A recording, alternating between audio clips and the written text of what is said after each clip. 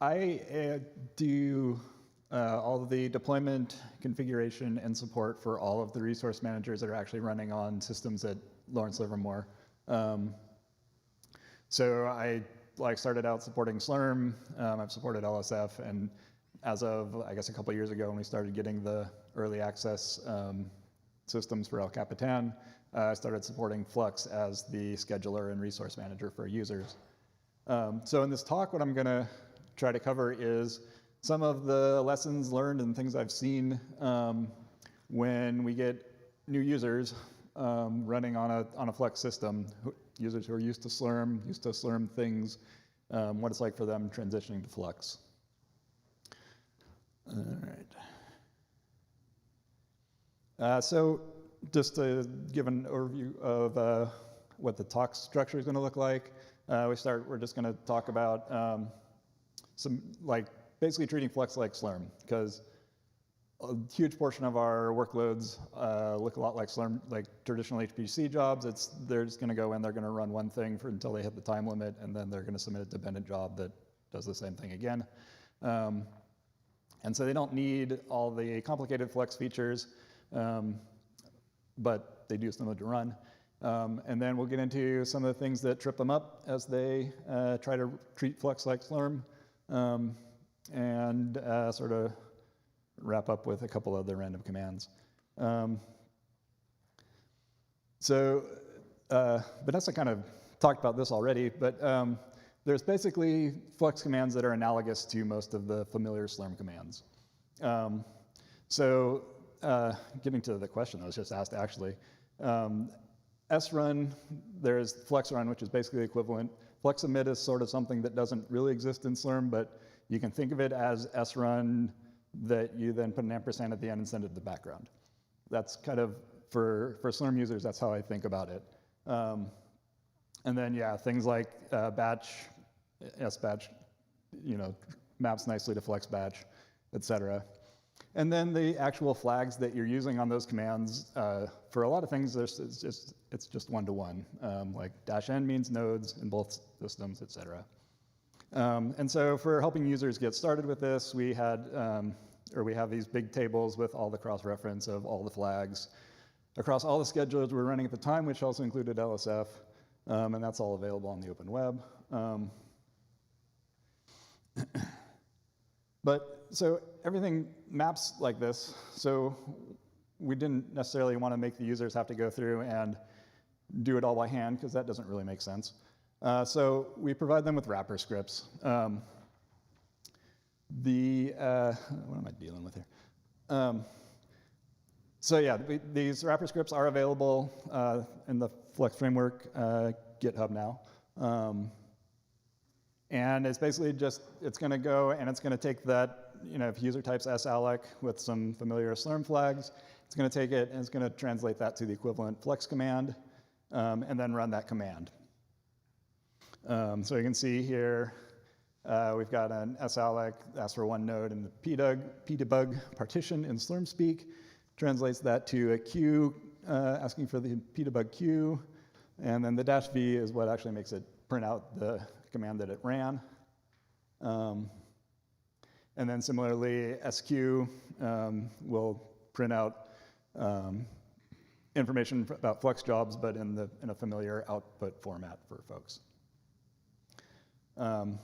So that's all great. Users go and they run these familiar Slurm commands, or they have a batch script and they just take it and they run it. But then the first thing that everybody always gets confused by is the Flux job ID, basically. And this confuses people because it has letters. And most of our users aren't used to thinking of letters as numbers, because they're not all computer scientists. But this thing actually is a number.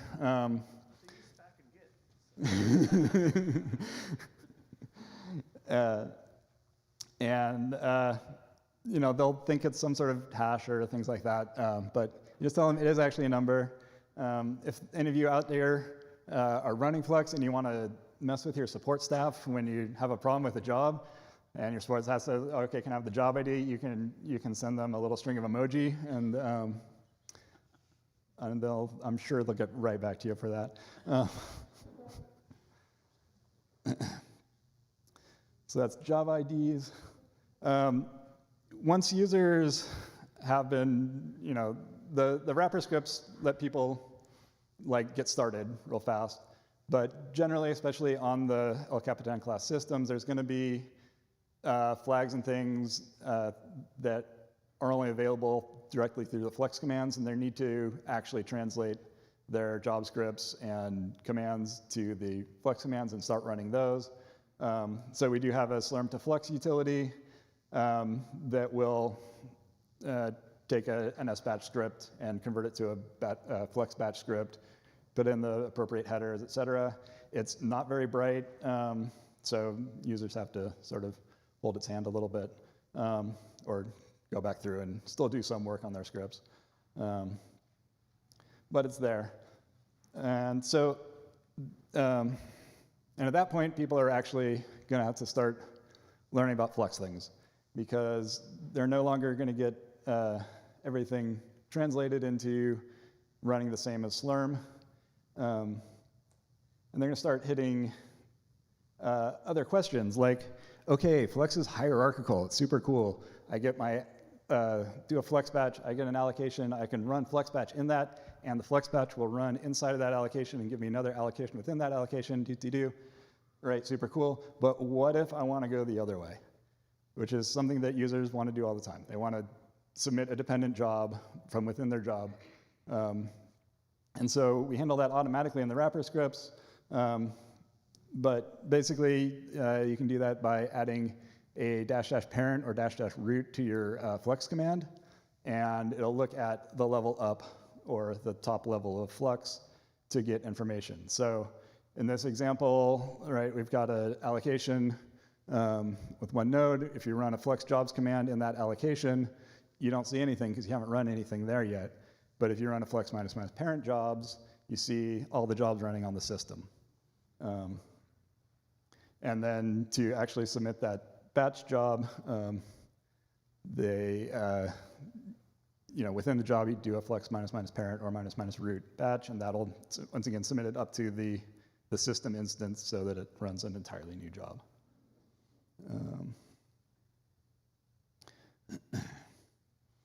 All right, so now exclusive is, as somebody who has to support Slurm, one of my least favorite flags.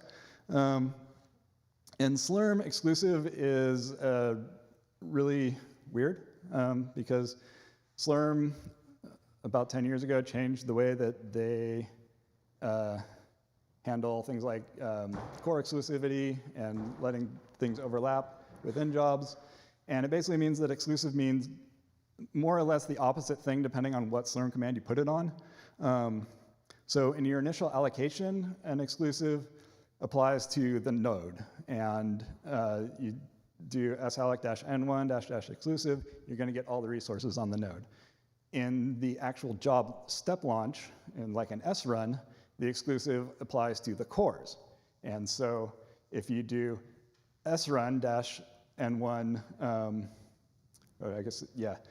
srun -n2 without exclusive, those two tasks see all the cores. If you do srun -n2 exclusive, they only see the 2 cores that they have exclusive access to. So that's not very great. Fortunately, it doesn't work that way in Flux. In Flux, exclusive always applies to the node. But without exclusive, you're only going to see the cores, the minimum number of cores that you asked for. This is confusing for our users. They're used to Slurm's behavior, weird as it is, and can cause problems for things like binding and being able to spread your tasks across multiple NUMA domains and things like that. So for our users who are trying to run just like one thing on the node, we generally tell them to always just use node exclusivity to make sure that they see all of the cores and all of the resources on the node.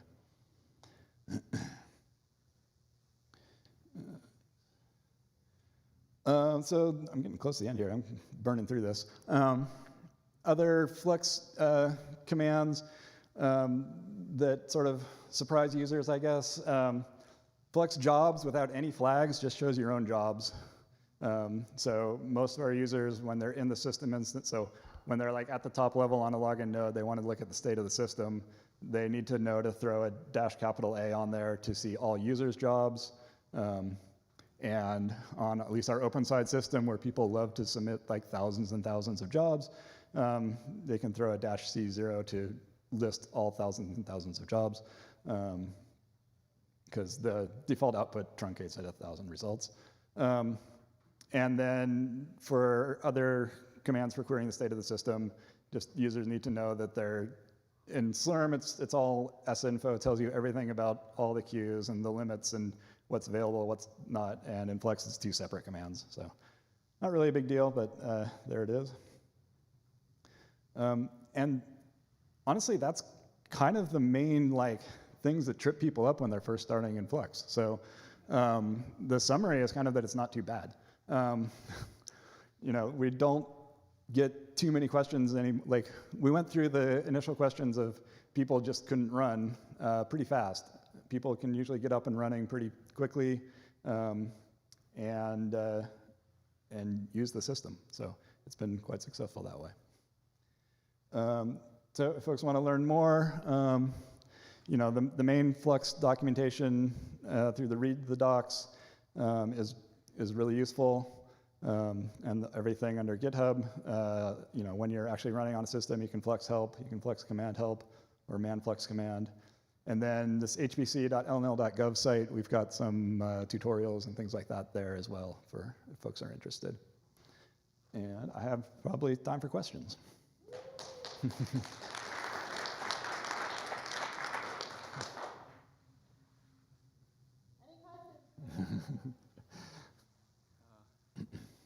So sort of with the enforced difference or with the consistent behavior and exclusive, are you always using C groups or? The C group is, in Flux at least, is pretty much applied at the highest level. So I'm pretty sure all your sub jobs and stuff are all within that main job C group. It's not making any more C groups for the sub job stuff. Okay. Yeah, so all your Flux runs happen in your main jobs C group. Okay, I see. Then, okay, that's fine. Yeah.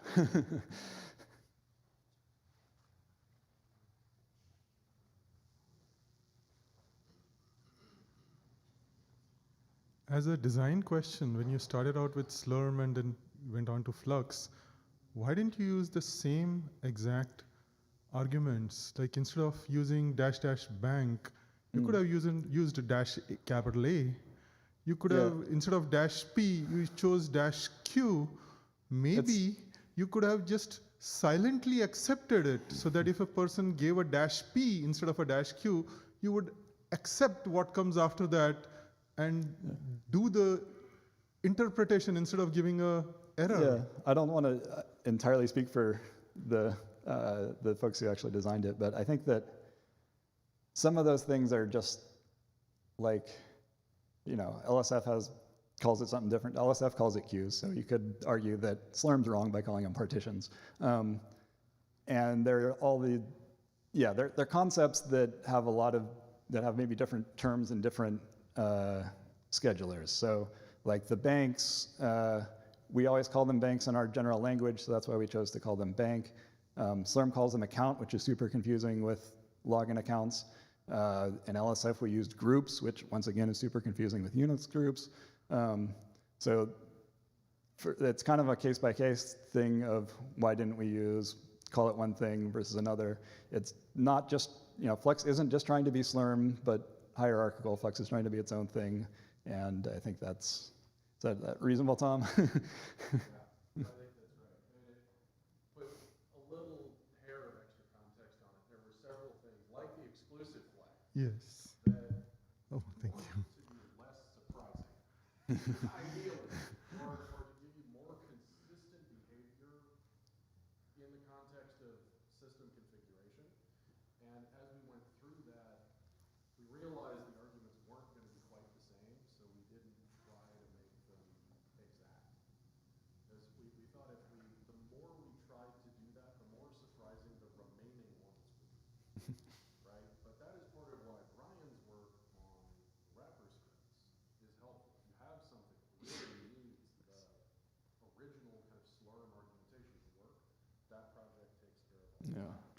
So I did notice that when you say flux alloc, or rather salloc with the wrapper script, it did not include the dash dash exclusive.